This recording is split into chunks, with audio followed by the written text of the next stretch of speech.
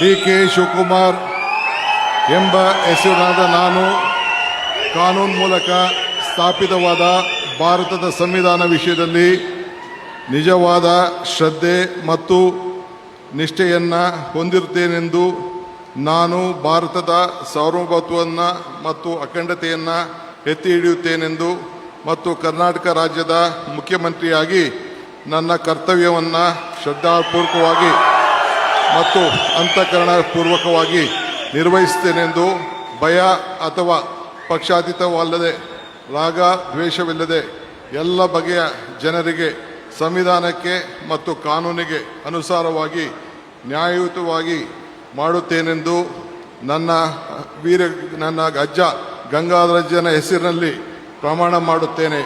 ಶ್ರದ್ಧಾಪೂರ್ವಕವಾಗಿ ಪ್ರತಿಜ್ಞೆಯನ್ನು ಮಾಡುತ್ತೇನೆ. ಮಾನ್ಯ ಮುಖ್ಯಮಂತ್ರಿಗಳು ಈಗ ಪ್ರಮಾಣ ವಚನಕ್ಕೆ ಸಹಿ ಮಾಡಲಿದ್ದಾರೆ.